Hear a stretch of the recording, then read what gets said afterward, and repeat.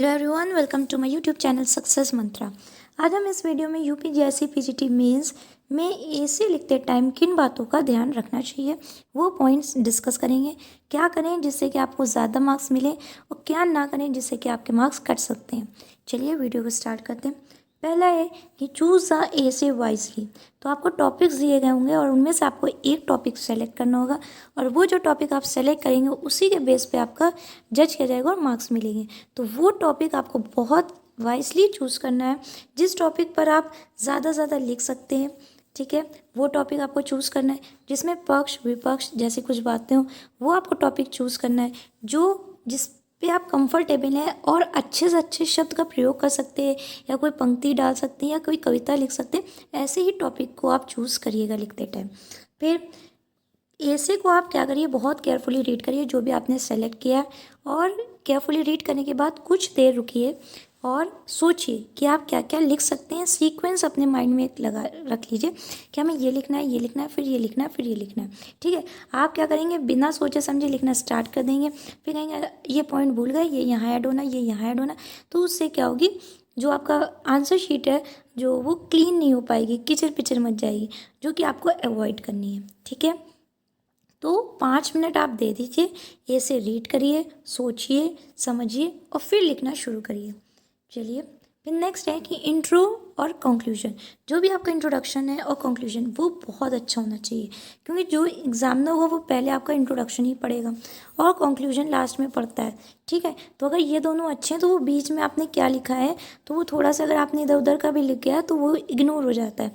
अगर इंट्रो अच्छा है तो इंटरेस्टिंग होता है कि हाँ चलो इसमें कुछ ऐसे में बात है, और वो फिर इंटरेस्ट के साथ पढ़ना स्टार्ट करता है, जिससे कि वो आपके मार्क्स जो है वो ज़्यादा दे सकते हैं। ठीक है, आपको मार्क्स ज़्यादा मिल सकते हैं।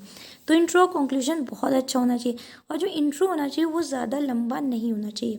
आप क्या करेंगे, एक पैराग्राफ आपको लिखना है, सिर्फ 5-6 लाइन इंट्रो में लिखे बस, या फिर 10 लाइन लिखे, इससे ज़्यादा ना लिखे। अब आप पूरा 1 पेज इंट्रो ही इंट्रो लिखे डाल लें तो उससे कोई फ़ायदा नहीं है। ज़्यादा लंबा आपको इंट्रो नहीं करना है।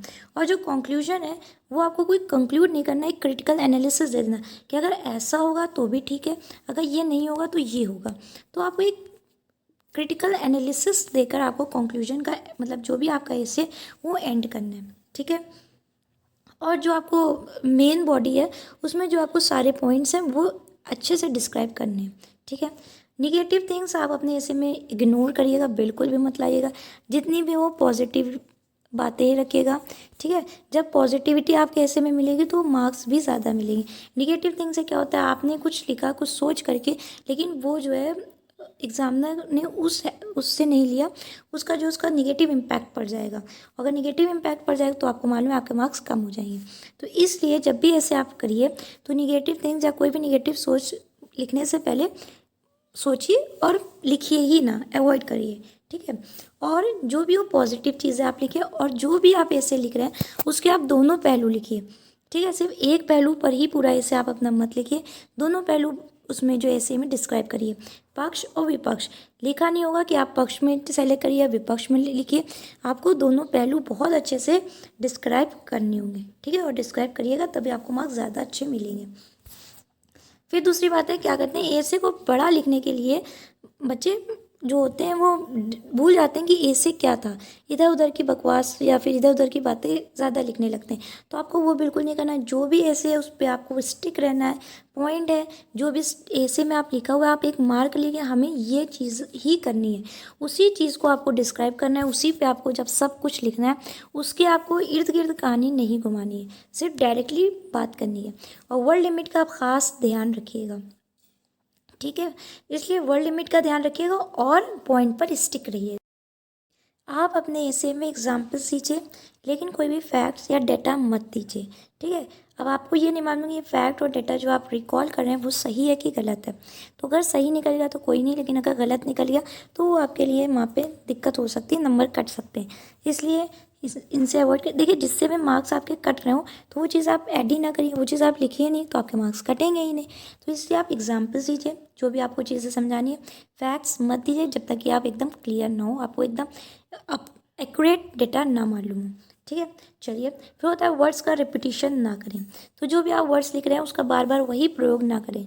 ठीक है, एक वर्ड लिखा फिर आपने कुछ दूसरी लाइन में फिर वही वर्ड लिखा, तो वो चीज़ बहुत अच्छी नहीं लगती है देखने में, और जब रीड करेंगे तो भी नहीं अच्छी लगती है। तो वो क्या होता है, फिर मार्क्स कट जाते हैं। तो या तो फिर उसकी जगह आप जैसे कोई आपने नाम लिखा, बार बार आप नाम मत लिखिए। ठीक है, आप उसकी जगह प्रोनाउन का यूज़ कर सकते हैं। तो ऐसे ही आप जो है सिनोनिम्स यूज़ कर सकते हैं। कोई भी वर्ड है तो उसका आप जो है दूसरा वर्ड लिख लीजिए, उसी वर्ड का आप पर्यायवाची शब्द लिख लीजिए। तो ये सब चीज़ें आपको ध्यान देनी पड़ेंगी जिससे कि आपको ज़्यादा मार्क्स मिल सके। फिर है ईडियम्स, फ्रेजेस, या फिर कोई पंक्तियाँ अगर आपको याद हो या कविता कोई याद हो तो आप शौक से लिखिए, बिल्कुल लिखिए। लेकिन लिखिए, पर अब ये नहीं कि हर 2 लाइन लिखी फिर कोई पंक्ति लिख दी, फिर 4 लाइन लिखी फिर कोई पंक्ति लिख दी। तो इससे क्या हो जाएगा, वो चीज़ उतना इम्पैक्ट नहीं पड़ता है। ठीक है, क्योंकि आपको ए से लिखने को दिया गया है, ना कि कविता। आपको ए से पे मार्क्स मिलेंगे। ठीक है, तो इसलिए आप अपने ऐसे को इम्प्रेसिव या इम्पैक्टफुल बनाने के लिए इन चीज़ों का यूज़ कर सकते हैं, लेकिन अत्यधिक प्रयोग ना करिएगा। चलिए, फिर ये बेसिक बातें हैं, ये आपको अपने माइंड में रखनी ही है कि हैंड राइटिंग अच्छी लिखनी है। हैंड राइटिंग नहीं अच्छी है फिर भी आप प्रॉपर स्पेसिंग का ध्यान रखिए कि आपका अलाइनमेंट सही है। ये सब चीज़ें आप थोड़ा सा ध्यान रखिएगा। मिस्टेक्स बिल्कुल भी मत करिए, स्पेलिंग बिल्कुल भी गलत मत लिखिए। जो भी आप लिख रहे हैं ध्यान दीजिए कि छोटी ई, ऊ, ये सब मात्राएं का बिल्कुल एकदम ध्यान रखिएगा, और उसको बार बार एक बार रिवाइज कर लीजिएगा कि अगर कहीं गलती है तो उसको आप सही कर सकें। फिर पेपर भी क्लीन रखिएगा, नीट एंड क्लीन रखेंगे तो उस पर इम्पैक्ट अच्छा पड़ता है। ठीक है, क्योंकि देखिए ये फर्स्ट इंप्रेशन होता है जो कि आपका लास्ट इंप्रेशन होता है। अगर ये आपका इंप्रेशन अच्छा पड़ गया तो फिर एक सेट बन जाता है, माइंड सेट बन जाता है कि हाँ ये कॉपी अच्छी होगी। ठीक है, तो मार्क्स भी अच्छे निकलते हैं। फिर पंक्चुएशन मार्क्स का बिल्कुल सही प्रयोग करिएगा। ये जैसे पूर्ण विराम है, अर्ध विराम लगाना है, और फिर आपको कहाँ पे आपको जो है इन्वर्टेड्स लगाने, मतलब बहुत जो है सही सही जगह पे लगाइएगा। ठीक है, चलिए, फिर उसके बाद आता है आपका की और की जैसे शब्दों का प्रयोग सही करें। देखिए लोग क्या करते हैं, इन शब्दों का महत्व नहीं समझते हो और गलती कर जाते हैं। ये छोटी सी चीज़ें हैं लेकिन इसका जो है नंबर ज़रूर कटते हैं। ठीक है, और ये जो है एकदम बेसिक बातें हैं, ये बताने वाली नहीं थी लेकिन हमने मेंशन किया क्योंकि ये बहुत गलती होती है। कहाँ पे की लगाना है और कहाँ पे की लगाना है, तो दोनों का जो है आप बहुत अच्छे से प्रयोग करिएगा। और ऐसे ही जो वर्ड्स मिलते जुलते हों उनका भी प्रयोग बिल्कुल सही करिएगा। कौन सा वर्ड कहाँ पे सही बैठ रहा है वही लगाइएगा। और ये नहीं कि हमें बहुत अच्छी हिंदी लिखनी है, बहुत अच्छी मतलब टफ लैंग्वेज लिखनी है, तो उसकी वजह से आप क्या करिए पूरे सेंटेंस का मीनिंग ही बदल गया। तो इसलिए आप लैंग्वेज की फिक्र मत करिए। आपकी लैंग्वेज सिंपल होगी, शब्द सिंपल हो, सही हो, और उसका जो मीनिंग है वो सही निकल रहा हो, तो भी आपको मार्क्स उतने ही मिलेंगे और ज़्यादा ही मिलेंगे। ठीक है, और इजी रखिए। कोई टफ़ करने की ज़रूरत नहीं है कि हम बहुत ज़्यादा हिंदी टफ़ लिखें। जी नहीं, सिंपल, इजी, और वो इफ़ेक्टिव होनी चाहिए लैंग्वेज। ठीक है, ये नहीं कि वो बहुत अच्छा वर्ड लिख रहा है लो हम भी और टफ़ लिखें और टफ़ लिखें, तो उसकी वजह से वहाँ पे उसका मीनिंग निकलना चाहिए, बस दैट्स इट। मीनिंग अगर आपका प्रॉपरली निकल रहा है, कन्वे हो रहा है, एग्जामिनर तक पहुँच रहा है, तो आपको मार्क्स मिलेंगे।